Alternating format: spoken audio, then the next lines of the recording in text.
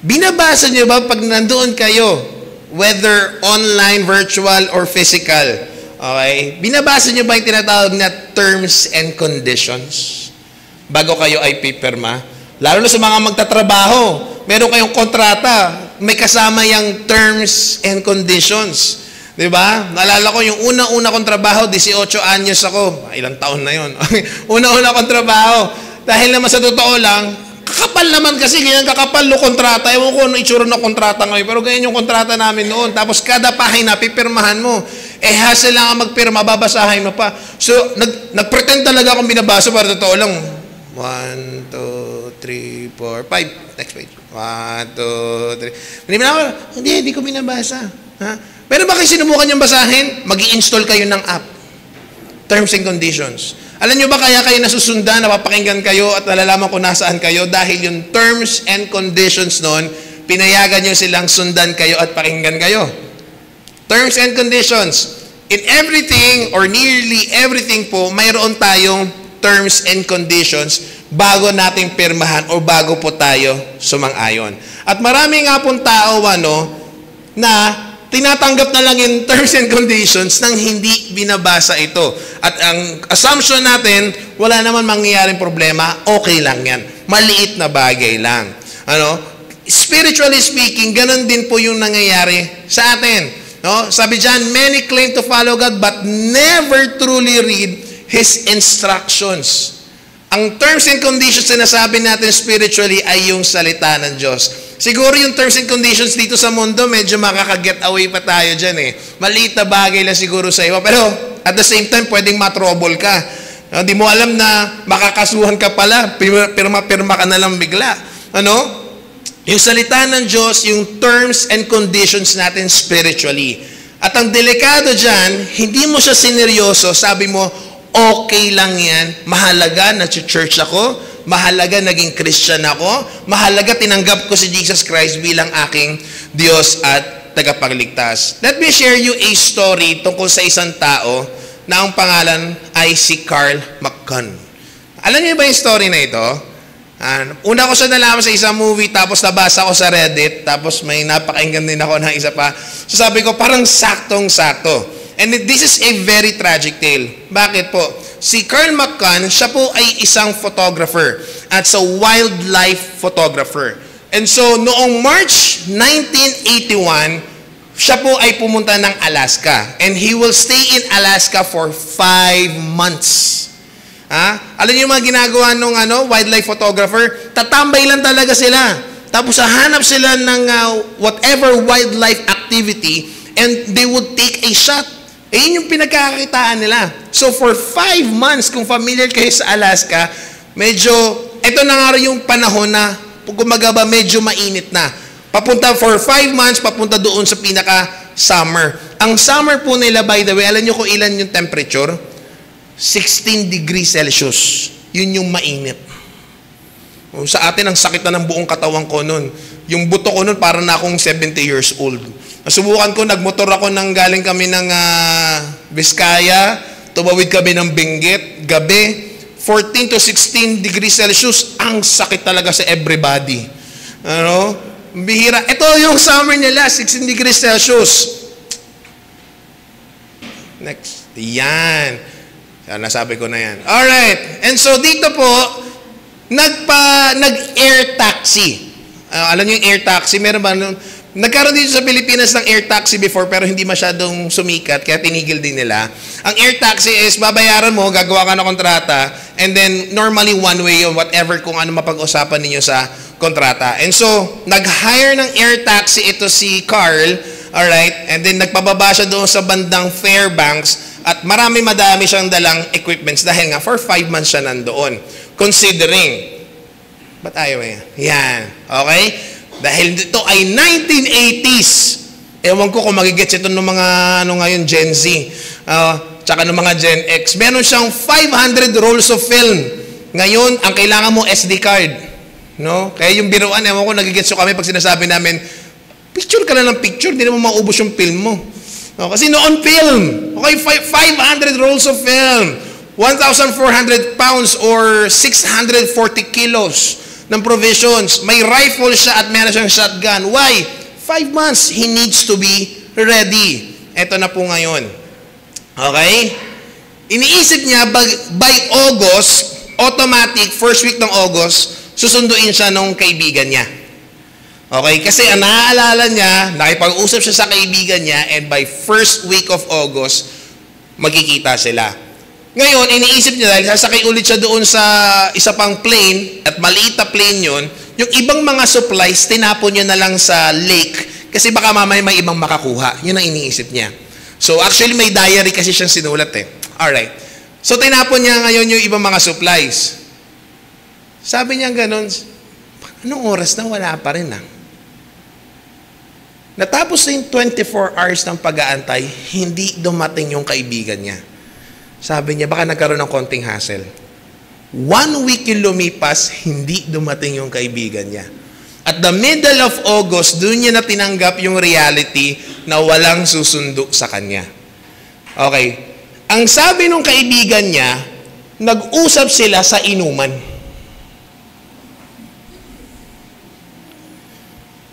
At sinabi niya naman, hindi ako sigurado kasi baka nasa ibang lugar ako. Ito namang si Carl McCann, inassume niya na lang na alam na naman ang kaibigan niya, so aalis ako, hindi niya kinonfirm. Basta ang naaalala niya, nag-usap na kami, okay na yon. Kaso nga lang, ayun yung nangyari. Okay. Sabi ba nga ro, sira daw yung plane nga ro nun eh. Alright. And so, sabi nga dito, this crucial detail was never confirmed, leaving him stranded as winter approached. Dumating na yung nag-December na, actually umabot siya doon hanggang January. Ganon katagal. Sobrang payat. Kalimutan ko yung pangalan ng mismo movie nito eh. Ang nag-act nito yung maliit na actor eh. Okay? Pagkatapos, sobrang payat niya na kasi pati yung supplies, wala na. Tapos pati nga yung, hindi siya, natatakot siya maglakad dahil around, kung tama yung memory ko, nasa 120 sa kilometers 120 kilometers. Sa totoo lang, kaya yung 100 kilometers. Ang 100 kilometers, siguro hanggang Cabanatuan, Nueva Ecija. Galing dito, yung mga 100 kilometers. Mahirap siya, pero possible. Ang problema, winter na. So, hindi niya na talaga kakayanin. Plus, wala na yung baril niya or ubos na yung mga ammo niya. Hindi niya talaga kakayanin. Alright. And so, sabi niya ganon, sinubukan niya mag-hunt. Kaso nga lang, doon sa movie, ang nangyari pa, may nakita siyang yung caribou. Malaking caribou. Tapos, nag-isip siya, paano ko ba ito ipipreserve? Hinati-hati niya yung laman. Ang problema, patay na rin nung nakita niya eh. Tapos, in-store niya, nilagay niya sa ilalim ng yelo. And then, later on, sinubukan niyang kainin, na food poison pa siya. So, wala na siyang pagkain, gutom na siya, hinang-hina na siya, na food poison pa siya sa sarili niyang kagagawan. Okay? And ngayon, ayun nga, nasabi ko na yun, nagtapon siya yung kanyang mga amo. Alright, may dumating na plane. January, may dumating na plane. And yung plane na ito, dumaan talaga kung saan siya mismo nakakam. Sa sobrang saya niya, parating pa lang yung plane, tumayo na siya, tapos dala-dala niya yung orange niya na sleeping bag. Para makita siya kasi white yung winave niya.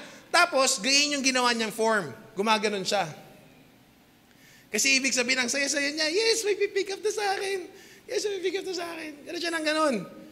Tapos, inantay niya yung plane.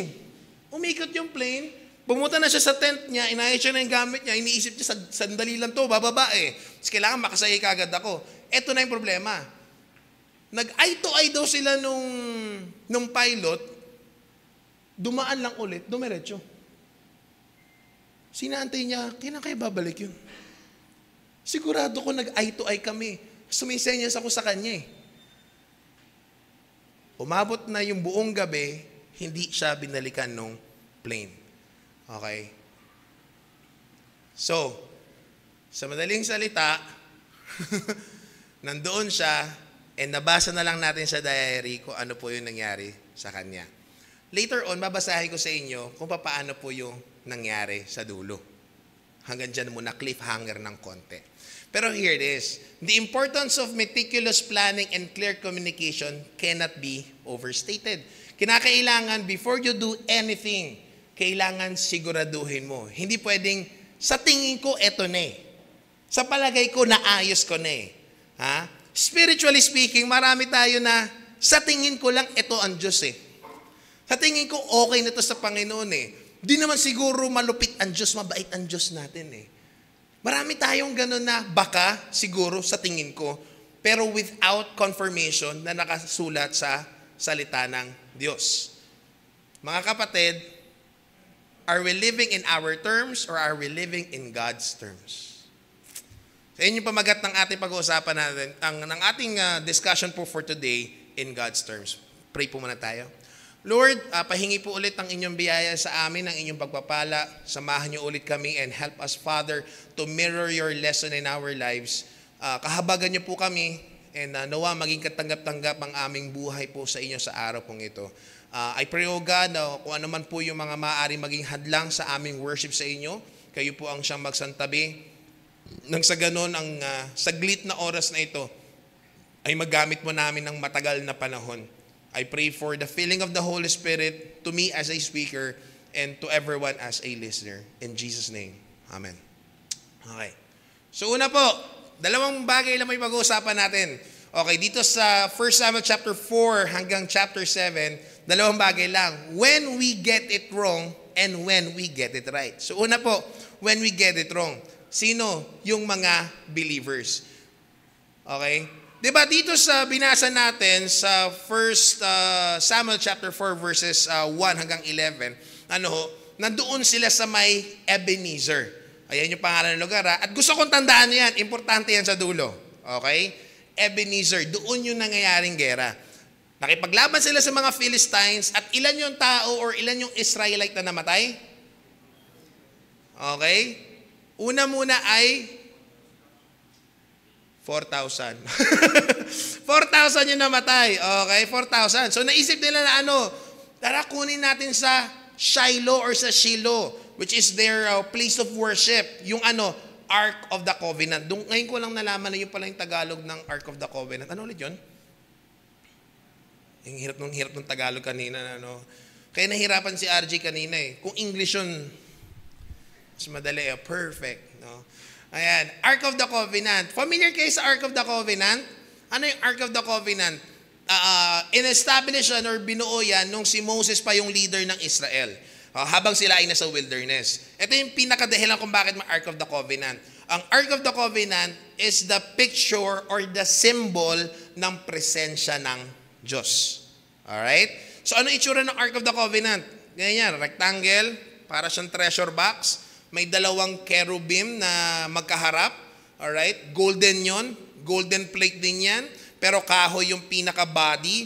Tapos may rod na mahaba. Ang purpose nun para bibit-bitin ng mga pari or ng mga Levites. Okay? And so, naisip ng Israel, natalo tayo, kailangan natin yung presensya ng Diyos.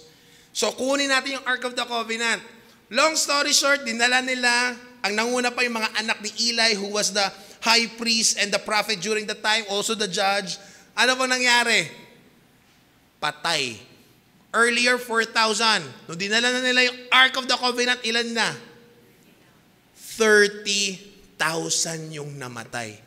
Bakit? Kala ko ba, simbolo ng presensya ng Diyos, yung Ark of the Covenant. Thank you, pare. Kala ko ba, presensya ng Diyos ito, bakit natalo tayo? At nung pagkatalo sa kanila, kinuha ng mga Philistines yung Ark of the Covenant tapos dinala doon sa Ashdod. Okay? Hindi ko makakalimutan yung mga pangalan ng lugar na pinagdalhan. Age. Dinala muna sa Ashdod, dinala sa Ekron, dulo-dulo Ekron, Gat muna. Ashdod, Gat, tapos Ekron. Bakit dilipat-lipat ng mga Philistines yung Ark of the Covenant? Dinala nila doon sa Ashdod, dinabi nila doon sa kanilang Diyos-Diyosan. Ang pangalan ng Diyos-Diyosan nila ay sino po? May nagbasa ba sa inyo? Si Dagon. Ayan. Sino nakakakilala sa Dagon? Sino nagdodota dati? Gamit yan, material yan sa Dota. Alam nyo na ngayon, actually, pagan god yung Dagon. Okay? Okay, si Dagon. Alam nyo yung mga nagdodota? Saan yung mga nagdodota dati? Okay. Doon tinabi. Okay, kung binasa ninyo, may nangyari doon kay Dagon. Kinaumagahan, bumaksak yung rebulto ni Dagon. Tinayo nila. Sumunod na araw, pag kinumagahan, bumaksak ulit. This time, putol yung ulo tsaka yung kamay. Tinayo ulit nila. Sumunod na araw, pati yung paa, wala na. Pero inisa-isa yung body parts ng Diyos-Diyosan nila. Natakot sila kasi dahan-dahan yung mga tao, nagkakaroon na ng mga salot. Kakaroon ng mga plagues. Nagsisimatayin na yung mga tao. So, ang ginawa nila, teka lang, kawawa na yung mga taga-Ashdod. Kawawa na kami dito, ilipat natin ibang lugar. Nilipat ang Gath. Same thing happened. Nagsimatayan yung mga tao. Nilipat ang Ekron. Same thing happened. Nagsimatayan yung mga tao. Dalawang grupo, Israel and Philistines, they got it wrong. How? Una po yung mga believers or yung Israel. Why? Because their Christianity or their belief is superficial. Okay, paano superficial? Kasi yung treatment nila doon sa Ark of the Covenant, while it is the symbol ng presensya ng Diyos, ginawa nilang lucky charm. Ano yung lucky charm? Dati meron kaming negosyo, may pusang nagtatawag. Ha? At saka yung palaka na may subong barya. Alam niyo para saan yun? Yung pusa parang nagtatawag ng swerte. Yung palaka nagtatawag ng barya. Bakit barya lang? Nagtatawag ng barya. Tapos pag hapon yun, anong gagawin? Alam niyo ba yan? Iikot niyo yung palaka para daw yung tinawag niya papasok na. Ha? No, mas marami kaming pinagagawa namin. Sa bahay namin dati, meron kami makinis na bato, dalawang malaki. Ha?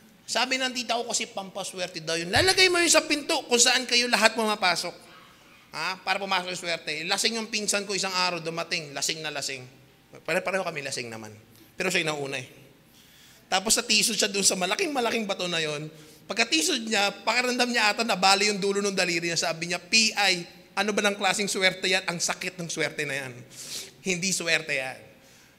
Ganun din yung ginawa nila sa Ark of the Covenant. While it is the symbol of the presence of God, they treated it like a lucky charm. Ano sabi dyan? Israel assumed that having the Ark guaranteed victory. But the problem was without actually seeking God. Gusto nila makita, ito yung presensya ng Diyos. Ito yung magiging effect sa atin kapag nakuha natin ito. Ha? Dito sa verse 3. Talagang kailangan natin bumili natin ng mamahalin na ay lumipat. Okay, verse 3 na sabi niya, and when the people were coming to the camp, the elders of Israel, the leaders mismo ng Israel, ano sabi? Wherefore had the Lord smitten us today before the Philistines? Ano sabi nila? Let us fetch the ark of the covenant of the Lord out of Shiloh unto us that day. When it cometh among us, it may save us out of the hand of our enemies. Ayun yung dahilan nila, kunin natin. But you know what happened? Hindi sila sinuwerte. Quote and quote, minala sila. And so today, some Christians treat church attendance, religious objects, tawag dyan, yung rosary, okay, yung holy water, okay, church attendance, pagdala ng Bible, ginagawa natin na lucky charm. Pampaswerte. Naalala ko nung bata pa ako, mga grade 5 ata ako noon, I was attending another church.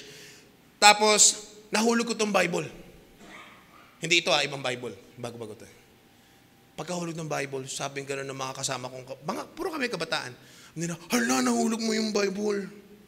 Ako naman, syempre, bata din ako. Kinuha ko yung Bible, sabi ko, hala, sorry Lord. Sorry talaga Lord, nahulog ko yung Bible. Alam niyo, naisip ko, mas masama yung iba tatanda. Kasi dito nila nilalagay yung Bible, Ano mas maganda, yung sahig o yung kilikili? Para mas masama ata yun. And so many people, they would treat Christianity as part of their lucky charm. Attend ako ng church para pagpalain ako ng Panginoon. Pag birthday ko, magsisindi ako ng kandila. Ayun, namatay. Sindihan mo ng kandila eh. Akala mo birthday mo. At yun yung nakakalungkot. Hinanap, bakit ginagawa ito ng mga tao? Gusto nila yung effect. Gusto nila yung gains. Gusto nila yung pakinabang na magagawa ng Christianity sa kanila. Without the desire of who is the blessor, who is the giver.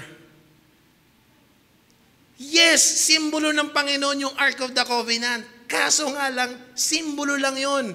Dapat ang desire ng Israel, yung mismo presensya ng Diyos sa kanilang buhay.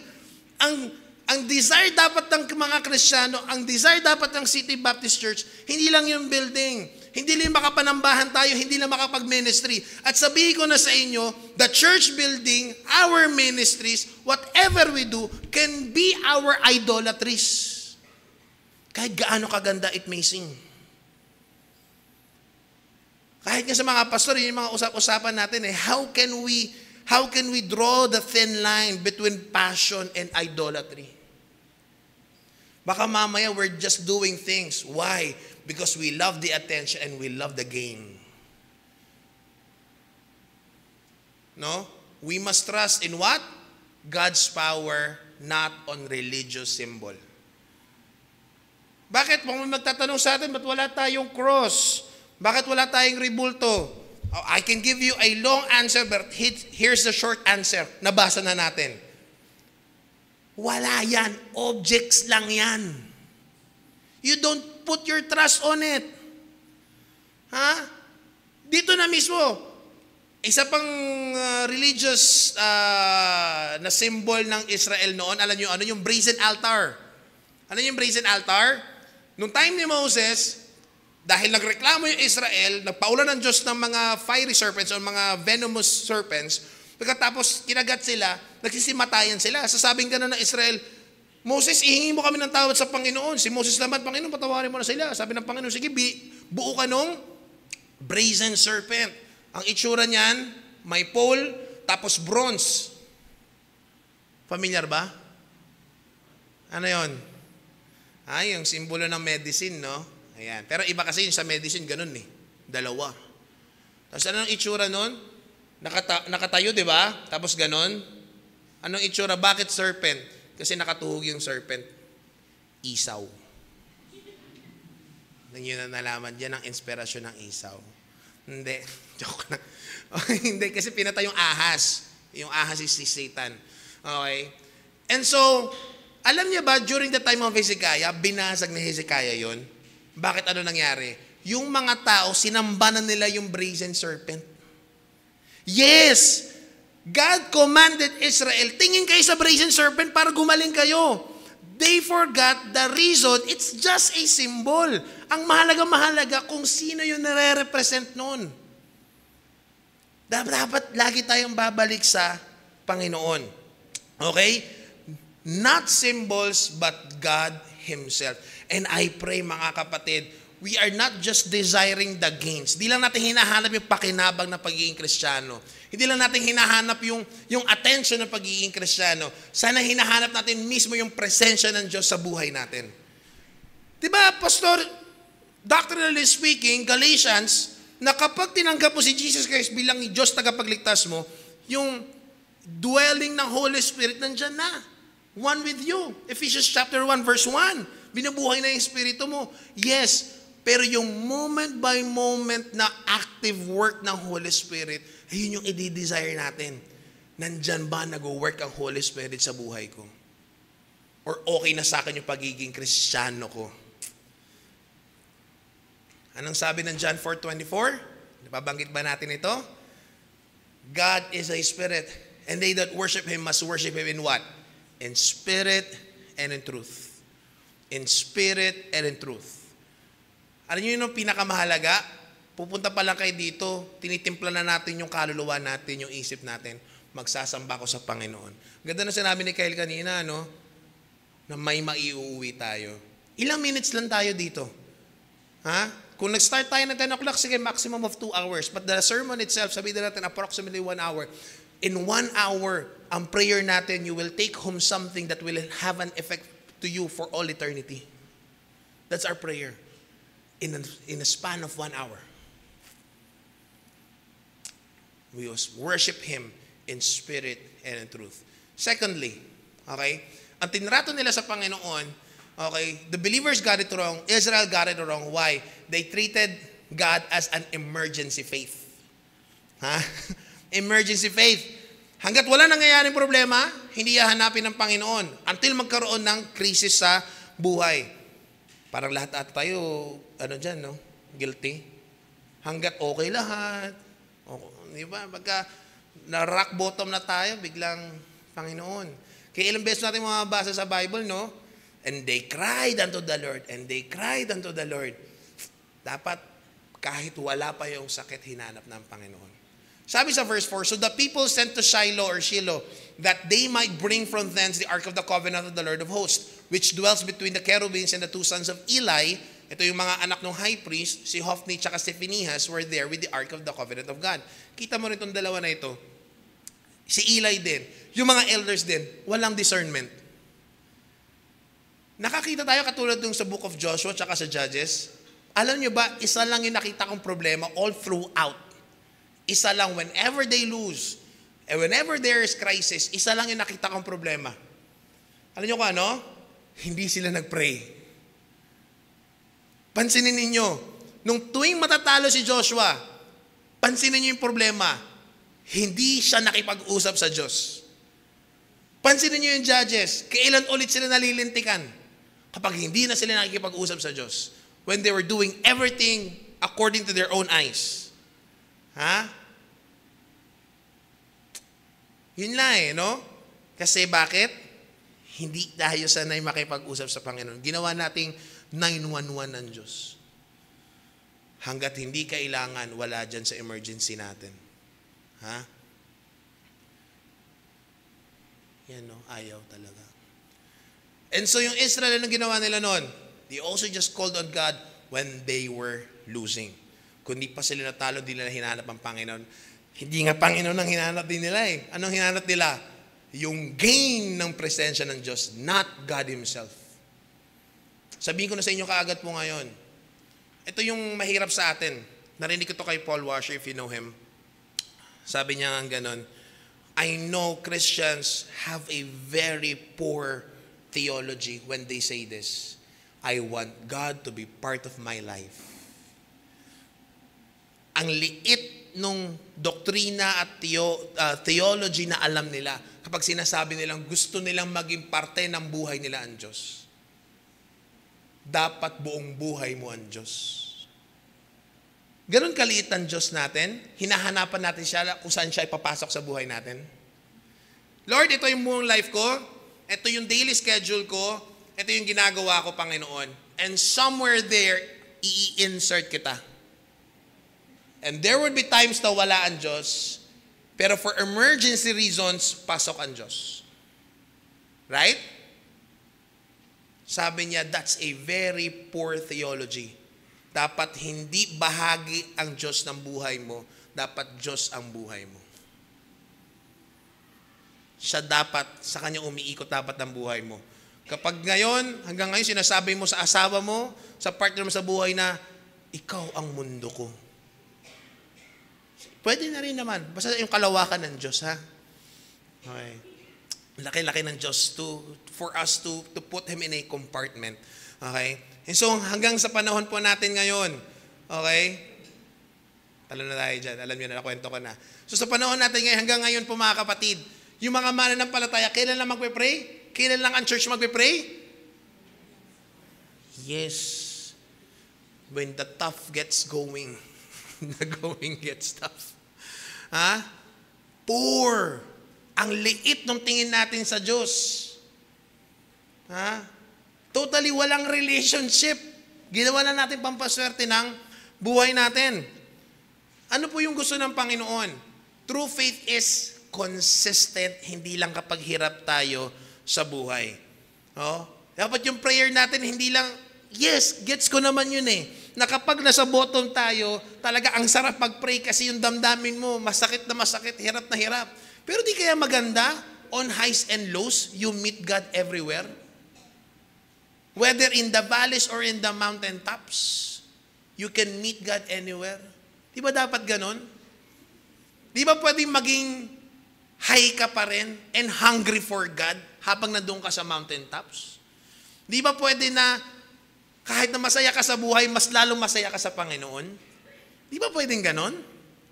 Ba't kinakailangan bang mahirapan tayo bago natin hanapin ang Diyos? Ba't kinakailangan masaktan tayo bago natin hanapin ang Diyos? And ito yung prayer ko mga kapatid. Habang tumatagal tayo sa pagiging mananampalataya, sa pagiging Kristiyano natin, lumalaki yung vision natin sa Panginoon. Nakikita natin kung gaano tayo kaliit, kung bakit hindi dapat nagiging parte ang Diyos sa buhay natin, nagiging parte tayo sa Diyos.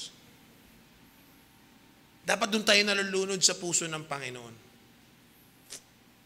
Pangatlong bagay po, bakit yung mga mananampalataya, they got it wrong? How? Because there was hypocrisy in their Christianity. No? Kita ninyo. Alright. Bakit? They assumed they were still God's people even they ignored their sins. Ewan ko na isama ko dito, hindi ko maalala. Pero tama. Later on sa bandang dulo, doon tayo malalaman na Israel themselves, they were worshiping kay Baal tsaka kay Ashtaroth. Later mababasa natin. So, for them, tingnan nyo for them, sabi nila, tao kami ng Diyos. We are God's people. We are a peculiar treasure sa Panginoon. We are special. Talaga, we are the apple of His eye. While ito yung mga bagay na ginagawa namin. Hindi ka natitinag, ito yung bagay na ginagawa mo. Hindi ka nasasaktan, walang guilt. And sabihin mo, tao pa rin ako ng Diyos. Okay lang ang lahat. We call that what?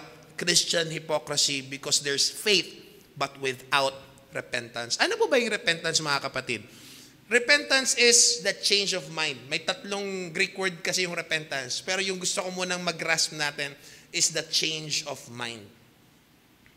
Pero may isa pang word kasi yung repentance Hindi lang siya metanoia. Meron pang isa. Not just the change of mind, but the change of actions. At least dalawa lang muna. Ano yon? The change of mind. Start tayo sa change of mind. Magbago yung perspective mo, magbago yung ideas mo, magbago yung tingin mo sa Panginoon, magbago yung tingin mo sa buhay. And then ano susunod na klase ng repentance? The change of lifestyle, the change in action, the change of things sa mga bagay na ginagawa mo. And that's true Christianity, not just a hypocritical type of Christianity. Kaya today, some believers profess faith. Christian ako. Ano sabihin nun? Ito yung lagi, ligtas ako.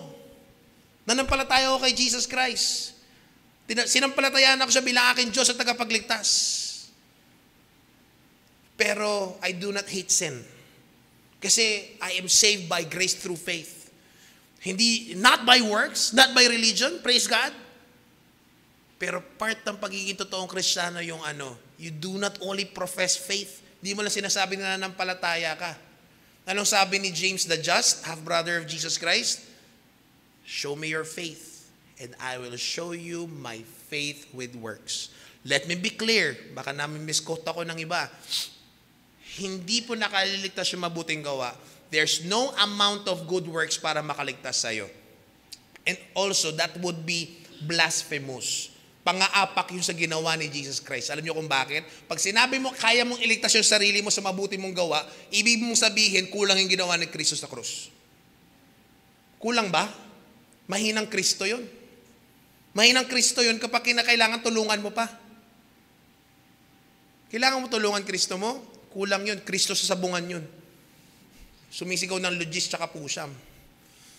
Hindi. Yung Kristo natin, hindi mo kailangan tulungan, kailangan mo lang sampalatayanan. But, kapag nandoon ka na sa puso ng Panginoon, nandoon yung pagbabago. Hindi lang siya superficial Christianity, hindi lang siya emergency faith, hindi lang siya Christian hypocrisy.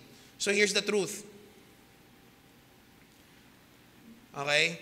God calls us to true holiness and not empty religion.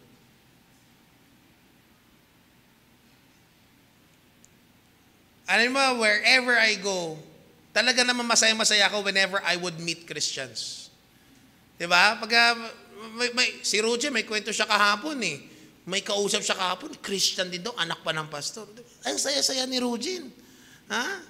Kasi, masaya tayo pag may nakakamit tayong Christian sa ibang lugar, di ba? Christian, ako din Christian. Ikaw, dati akong Christian. Ngayon, Christiana na. Na-joke. Ay, Christian na.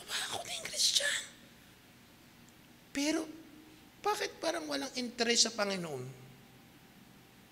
Tapos, naalala ko noon, nag-work pa ako, saan ba kami noon?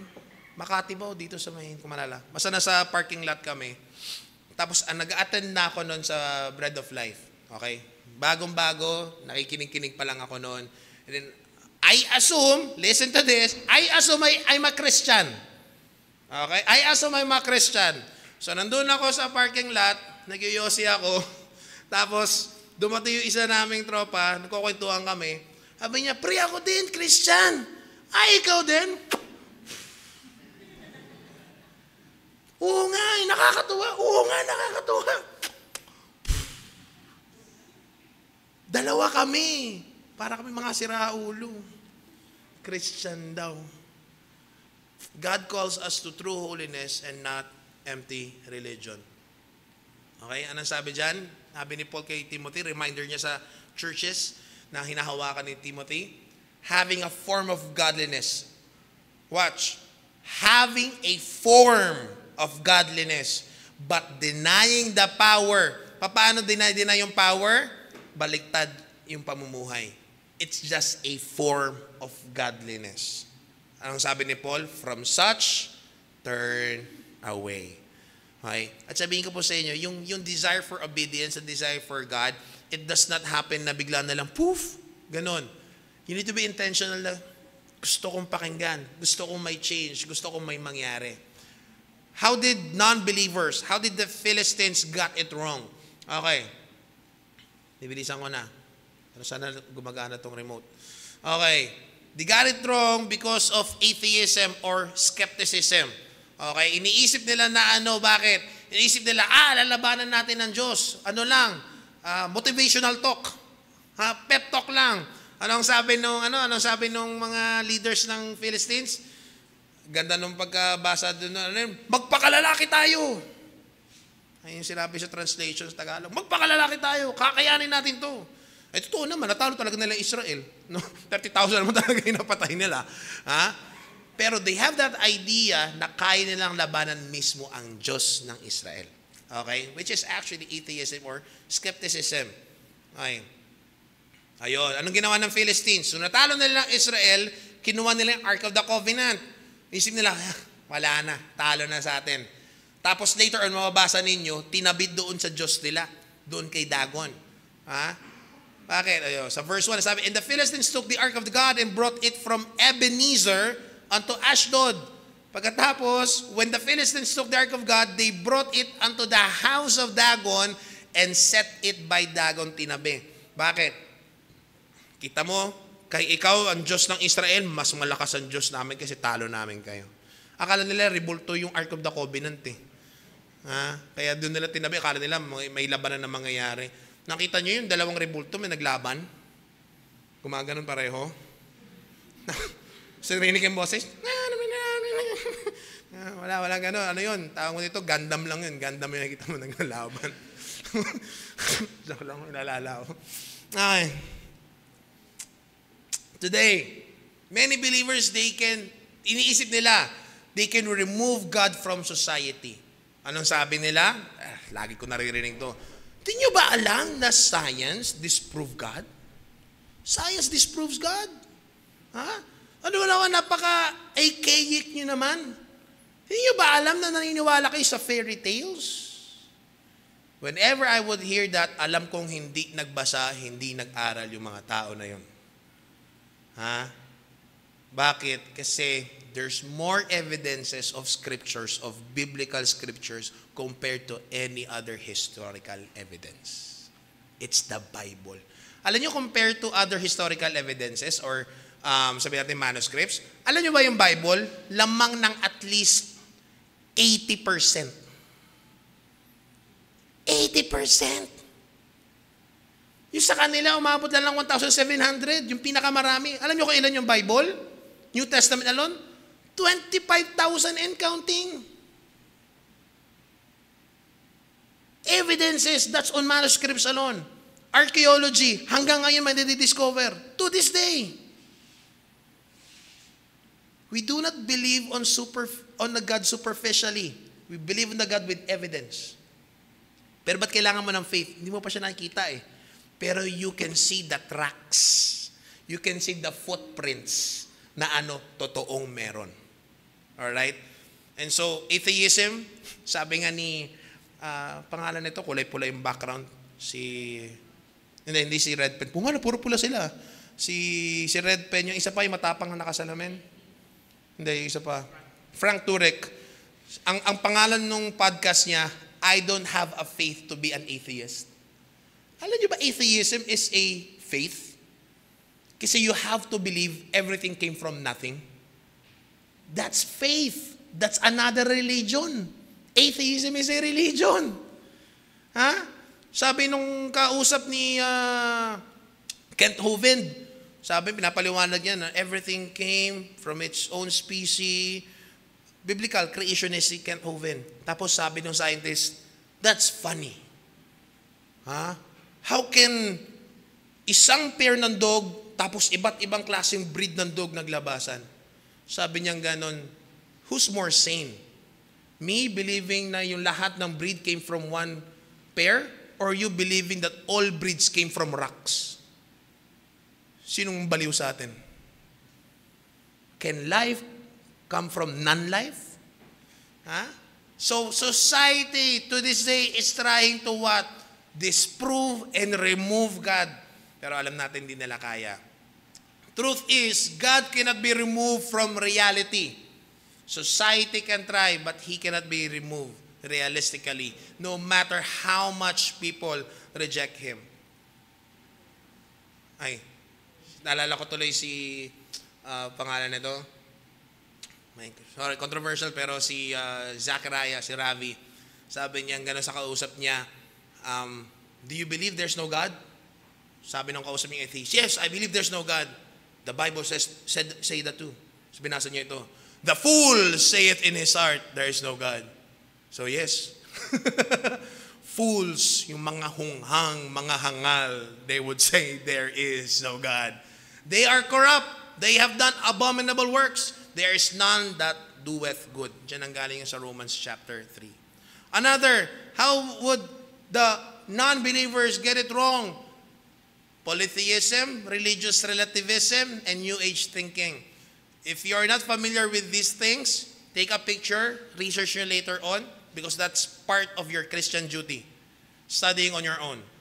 Anong sabi ng 1 Timothy 1 Timothy 2, studying to show yourself approved unto God, a workman or a Christian that needs not to be ashamed, rightly dividing the word of truth. That's your Christian duty. If you only study the Bible on Sundays, if you only study the Bible on Wednesdays, nope. Bitin. Ang liit pa rin ang tingin natin sa Diyos niyan. Polytheism, by the word polytheism being God, so polytheism is the belief on having many gods. Alright? So dito po sa kanila, especially sa time po nila, they believe in many gods. So they believe in Dagon, and sabi nga nila, may God din dala yung Israel. And they believe on many, many gods. They believe on many, many gods. Alright? Diretsuhin ko na ha. Ito yung sinabi ko kanina, nahulog yung rebulto ni Dagon.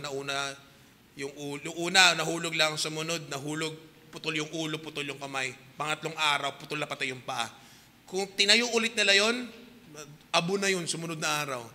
Kung nilipat na nila ng lugar, yung Ark of the Covenant. But today, many believe all religions lead to the same God. Okay, narinig nyo na yan? Pare-pareho lang naman tayo ng Diyos na sinasamba. Papunta rin naman lahat sa Diyos. Extra Diyos na yun. Ha? Hindi pwede na iba-iba yung paraan. Ay, ito na yung paliwanag, narinig ko to. Ito yung paliwanag na isang narinig ko. Christian daw. Kaya sabi ko sa inyo, huwag kayong magtiwala porket sabihin Christian, ha? check nyo muna kung totoong Christian ba, kasi iba, Christianuhan lang. Sabi niyang ganito, pwede naman na pupunta ka sa isang destination, iba-iba yung highways mo. Parang make sense, no? Subukan mong lumipad sa langit kung kaya mo, may gawa ka ng sarili mong highway. Kung gusto mong pumunta ng dagat, isa lang yung paraan, bangka lang, floating vessel. Pumunta ng outer space, spaceship lang. Gusto mong pumunta ng langit, si Jesus lang. Walang ibang paraan. Hindi mo isipin na, asali ako sa itong religion na ito, mabait din naman ng mga Buddhist eh. They believe in a different God. Mag-Muslim ako, okay lang. Kasi total naman, magkakaiba. Ito, magkakaiba lang yung pangalan ng Diyos. Totoo ba yun? Mag-research kayo. Ang ganda-ganda ng gift ng technology. Ipalista nyo yung difference ng lahat ng gods. Difference ni Buddha, ni Allah. Ang Hinduism, sila yung pinaka-polytheistic na religion. Why? How many gods does yung Hindus have? 3 million and counting. Kaya nandun kami sa India, sabing ganun nung nagluluto sa amin. Joke. Sabi nung nagluluto sa amin, sana wala makapanood ng mga tropa natin. Sabi nung nagluluto sa amin na, you are Christians. Kasi nakita niya kami nagpe-pray. Sabi niya, I have my gods too. Tinuro niya yung nandoon sa painting ng wall. Yung maraming kamay. Krishna? Yun na. Krishna?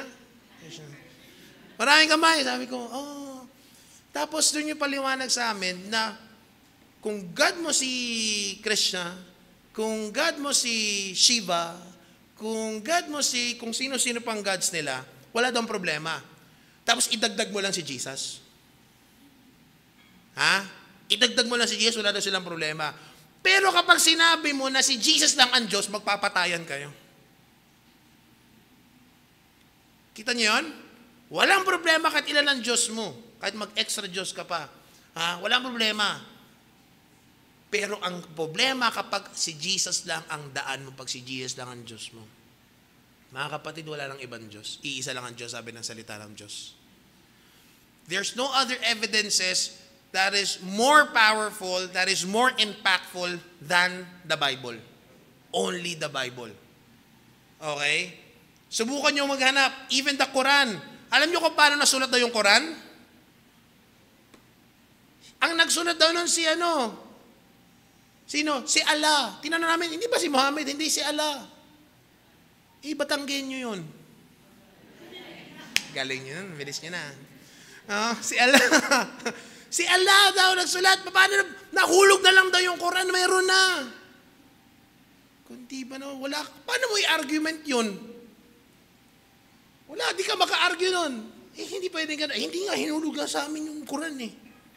Sa bagay, ilang beses ko rin nahulog yung Bible eh. Pero sa atin, hindi superficial. Let me repeat it.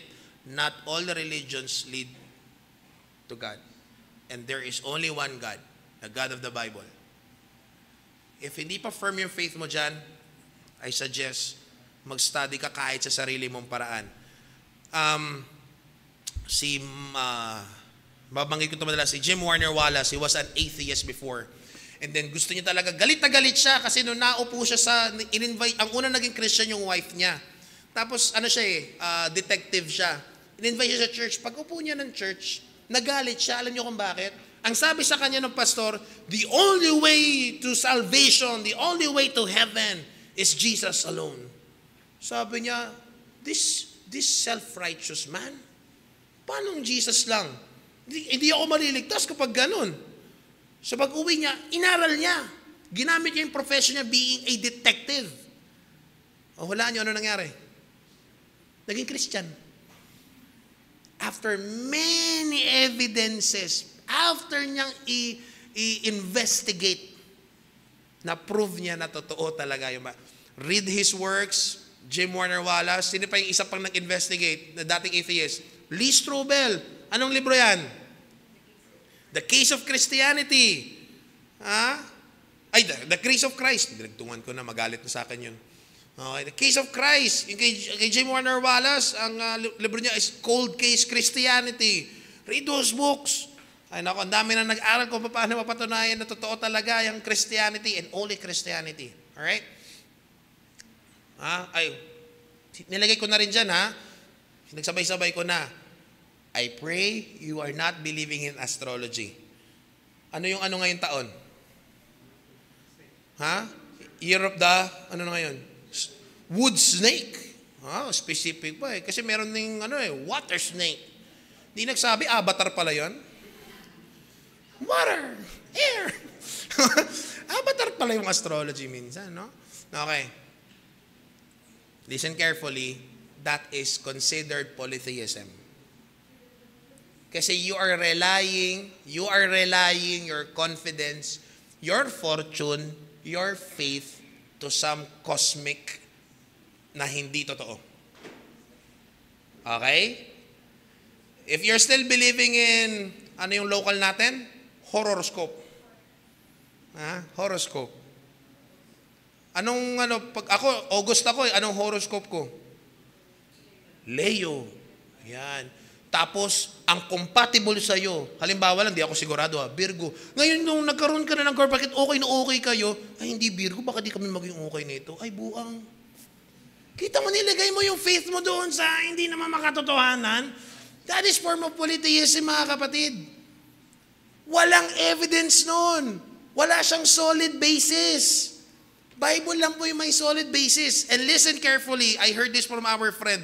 Sabi niya ganon, do you know that we all have our own gods?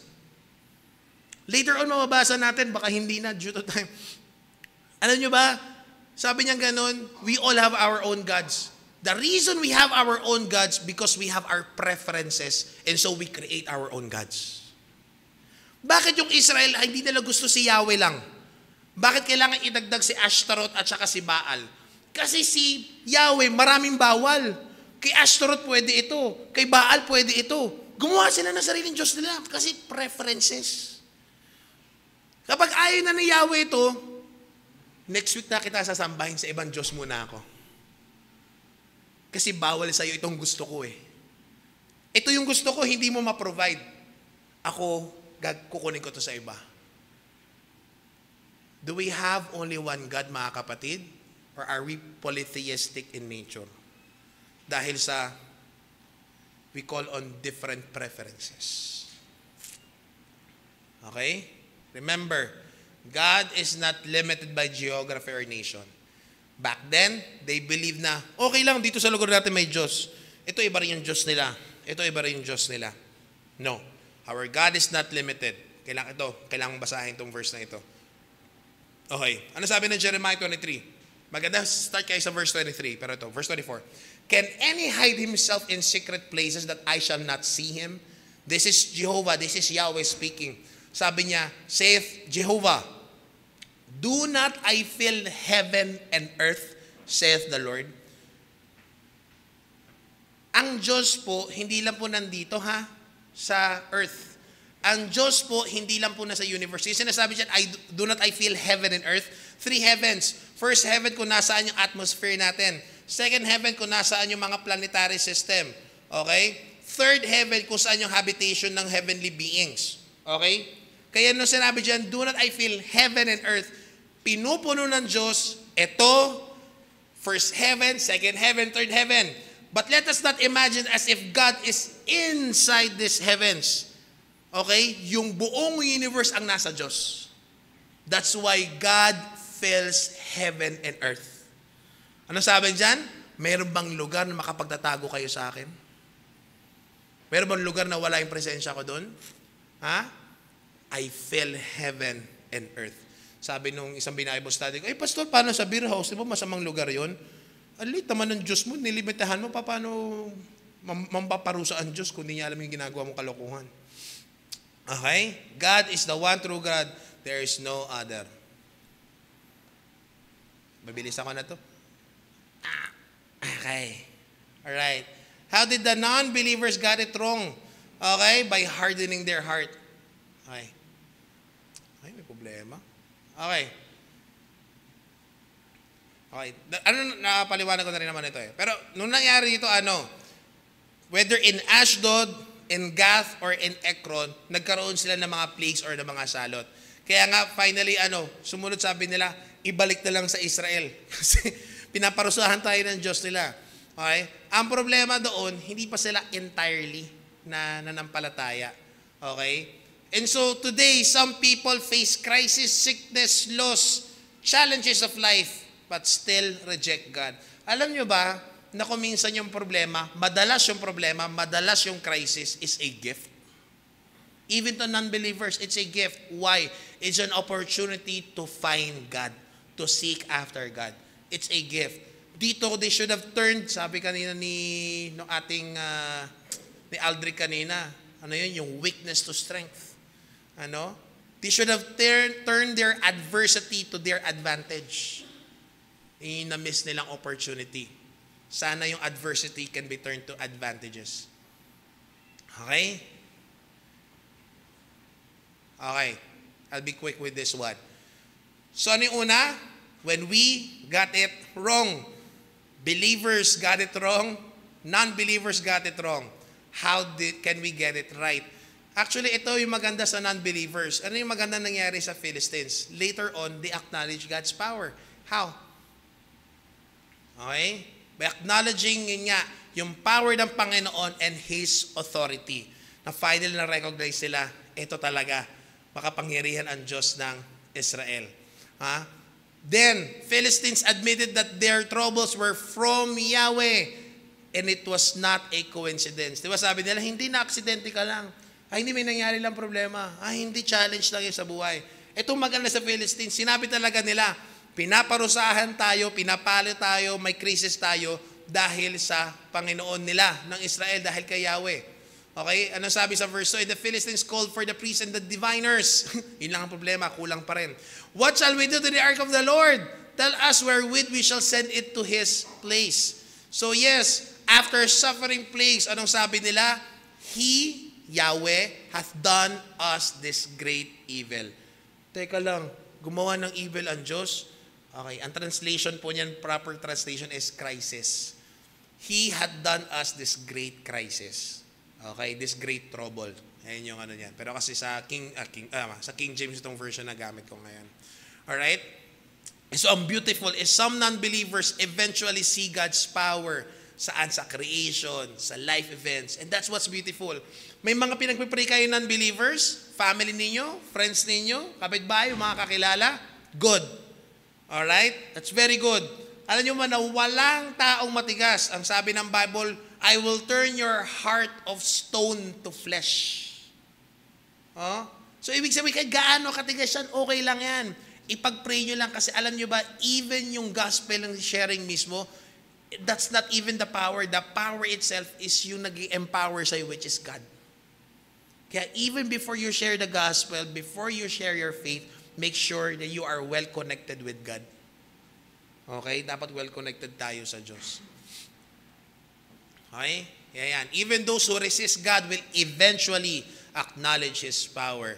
Alam niyo, mas gusto ko nga yung maraming questions o kaya yung hindi contented sa nalalaman nila. Mas maganda yun eh. Kasi at least makakwentuhan mo. Pero meron naman yung tanong lang ng tanong tapos mema lang. Pag gano'n balak sa buhay mo. Pero kapag alam mo talaga interesado yan, kahit buong araw tayo mag-usap, walang problema. Ayan, no? Tingnan nyo to, For it is written, as I live, said the Lord, every knee shall bow to me, and every tongue shall confess to God. Sabi sa Philippians, saan daw? Those that are in heaven, those that are in earth, meron pang isang compartment, those that are under the earth. Pakinggan nyo to. There will come a time, it's going to be inevitable, in heaven, in earth, under the earth, every knee shall bow, every tongue shall confess that Jesus is God. Sino? Nasa langit, nasa lupa, kahit nasa impyerno. Kahit yung mapupunta sa impyerno, magsasamba. Kasi once na makita na nila si Jesus Christ, inevitable yun, magsasamba sila sa Panginoon. Every time sa scriptures, kapag nakita nila yung truest form ng Panginoon, they can't help it but worship God. Maganda lang, ngayon pa lang nagsisimula na tayo. Ngayon pa lang, huwag na tayo mag-antay ng impyerno bago tayo magsamba at magseryoso. Okay? Ngayon pa lang. Ay, sorry. Okay.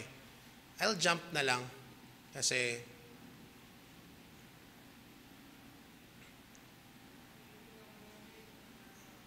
I guess I explained this a little bit naman na. Okay, I'll go with the how did believers got it correct? How did get it right? Okay. Unang bagay. Okay. How? Because returning to God with repentance. Alam mong they got it right finally, pag-start ng chapter 6, papunta ng chapter 7. So, ganyan yung separation. Chapter 4 and chapter 5, palpak. Believers and unbelievers, palpak. Yung chapter 6 and chapter 7, doon na naging correct. Okay, bantayan nyo muna. Saan nag-start yung gera? Ebenezer. Okay, wait natin yan. Okay, Ebenezer, naalala nyo pa. Okay, so how did believers get it right? By returning to God with true repentance or genuine repentance. Paano nangyari sa chapter 7 na? Israel repented. They confessed their sins and destroyed their idols. Ang sinasabi ko sa inyo, tignan sa verse 3. And Samuel spake unto all the house of Israel, saying, if you do return unto the Lord with all your hearts, then put away the strange gods and Ashtaroth from among you, and prepare your hearts unto the Lord, and serve Him only, and He will deliver you out of the hand of the Philistines. Hindi natin nabasa earlier chapters. Hindi ganun ka-clear. Ngayon natin nalaman ba't sila natalo. Anong sabi dyan? Kasi yung Israel pala nag-aalaga ng sarili nilang Diyos-Diyosan. Ewan ko, may rebulto sila, di ko alam. Pero sigurado ako, sinabi mismo dito na meron silang Diyos-Diyosan. Pinangalanan pa ni Samuel. Ngayon, Israel, magseryoso na kayo. Yung mga Diyos-Diyosan nyo sa buhay nyo, alisin nyo na. Gusto nyo umayos yung buhay ninyo? Actually, lagi natin sinasabi to, kung ano man yung nangyayaring problema sa'yo, those are only surface problems. Because the real problem ay nandoon sa soul. Yung kailangan ayusin sa kaluluwa natin. Verse 4, ano sabi? Then the children of Israel did put away Baalim and Ashtaroth and serve Yahweh only. Finally. Gano'n kaya katagal, no? Bago nila na-realize ito. Ano yung gano'n katagal? After 20 years.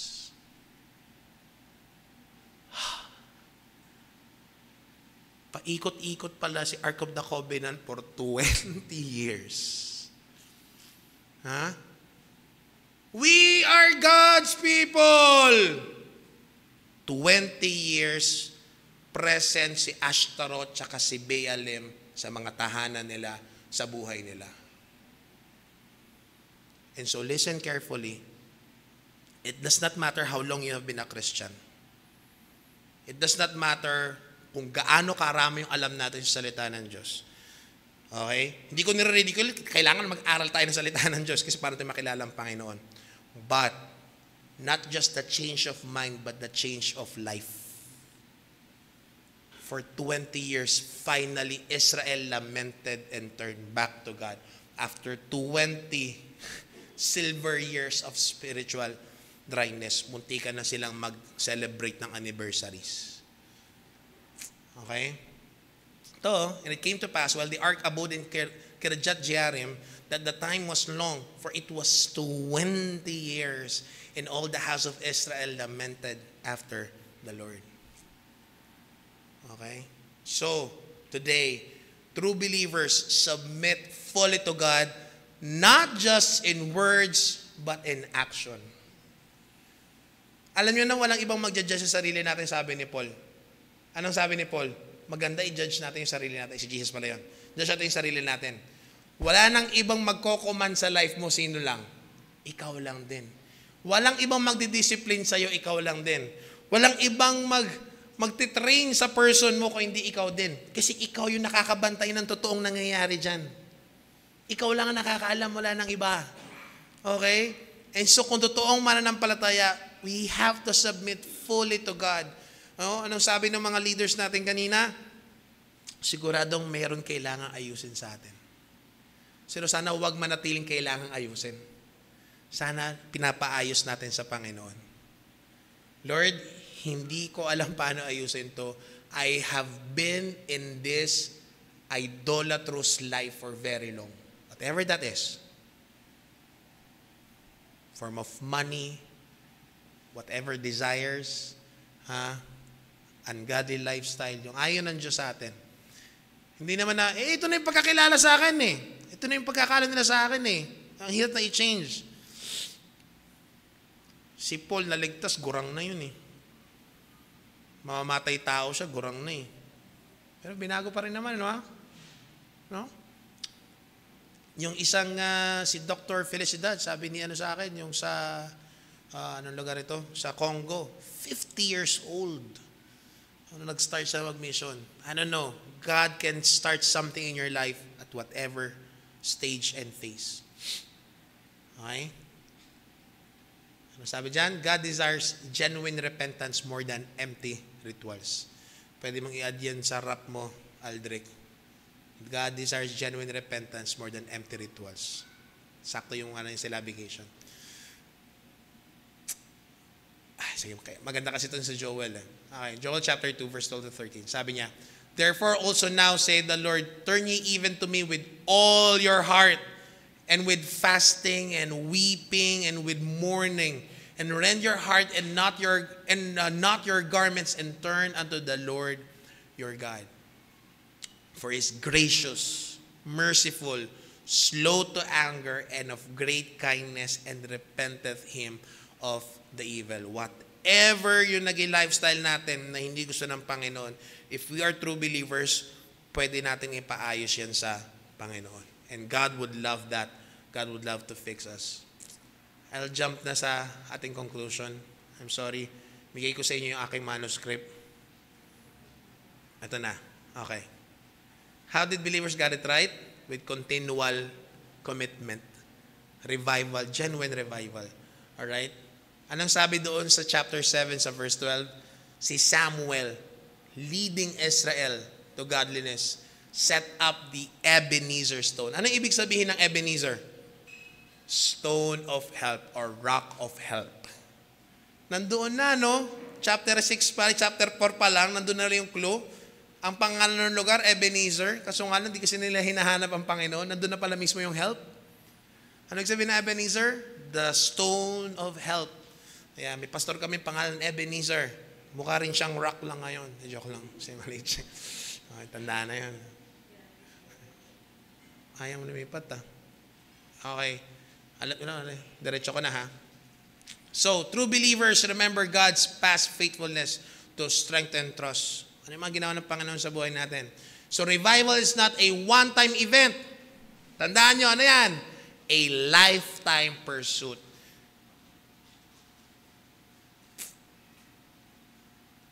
While you are listening to this sermon, ito yung prayer ko. This week, meron tayong actionable steps. Ano yung gagawin natin this week? Dapat merong actionable steps. Kasi if we cannot turn ideas to reality, pointless. Okay, walang kwenta. Kaya again, revival is not a one-time event, it's a lifetime pursuit. Continuous yan. Patuloy tayo nagpapaayos. It's a progressive na work ng Holy Spirit sa atin. Ano sabi? I beseech you, pinapakiusap ko, sabi ni Paul, brethren, sa awa ng Diyos, sa habag ng Diyos, that you present your bodies a living sacrifice, holy, acceptable unto God, which is your reasonable service. Let me end na po. I'll go to the conclusion na. Okay. Balik tayo kay Carl McCann. Ano ba nangyari kay Carl McCann after na umano yung plane? Actually, ito po. He assumed a rescue was planned but never confirmed. Diba? Plans later, na-realize niya, wala talaga mag-pick up sa kanya. His only hope was that plane na dumaan. Kaso nga lang, when the plane spotted him, he gave the wrong hand signal, kaya hindi bumalik yung plane. Bakit? Naalala niyo anong ginawa niyang action? Yan. Sabi niya, makiba ka. Hindi. Ang ibig sabihin ng ginawa niyang action sa plane, all okay, do not wait. All okay, do not wait.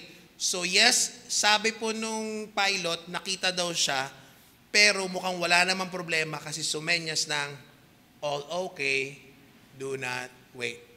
Supposedly, alam nyo ba, doon sa form, sa fine print na binigay sa kanya, after weeks later, nabasa niya yung ID niya. Ito yung nakita niya. Sabi niya, pagbabasahin niyo, ang ganda ng diary niya. Kasi sabi niya gano'n, God, forgive me for all of my sins. With all my sins, this is the worst sin that I am about to do. They say it does not hurt. Ito dapat yung ginawa niya ayon doon sa binigay sa kanyang fine print sa terms and condition. Next pa tayo.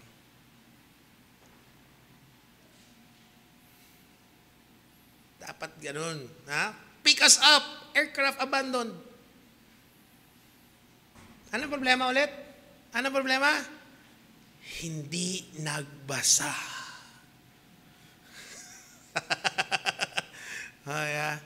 Hindi nagbasa.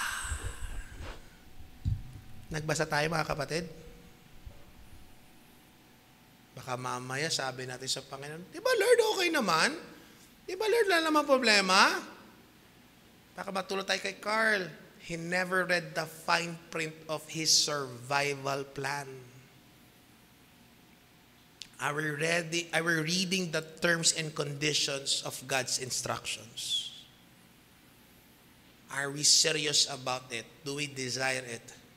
And so in December 1981, he took his own life to escape the unbearable circumstance. That's when he wrote in his diary, they say it doesn't hurt. With a few rounds available to his pistol, he ended his life instead of bearing the pain.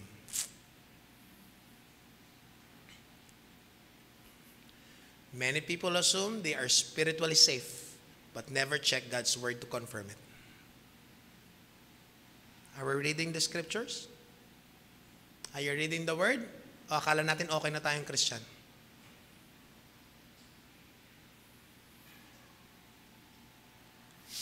Many believe in God but do not obey His terms, resulting in a tragic spiritual ending. Anong sabi sa Luke 6:46? Sabi ni Jesus, on the last day, sasabihin niya, why do you call me Lord, Lord, and do not do what I say? Okay? Anong sabi ng 2 Timothy 3? All scripture, the whole Bible is given by the inspiration of God. Mapakinabangan, profitable for what? For correct doctrine, for correct teachings, for reproof, for correction, for instruction in righteousness, that Christians, that City Baptist Church may be perfect, truly furnished unto all good works. All scripture is given what again? By inspiration of God, profitable for teaching, for correction, for fixing life, for living in godliness, that City Baptist Church may be perfect, truly furnished unto all good works. Here's the final challenge. If God were to review yung buhay natin ngayon, natin alam, hindi tayo magkita-kita, sana. If God were to review the terms and conditions of your faith, would He find a genuine commitment or just an empty signature? Lord, I did sign a commitment to you. I signed my commitment to you, but you never read the whole terms and conditions. You never read the fine print of God. Okay? Are you treating God on your terms or are you fully surrendered to Him? Here's the last slide. Sabi sa dulo, hitherto hath the Lord helped us. Find that turning point just like what happened to Israel. Chapter 4, they were already in Ebenezer. little did they know they will go back to Ebenezer and had to have their turning point. Let's pray.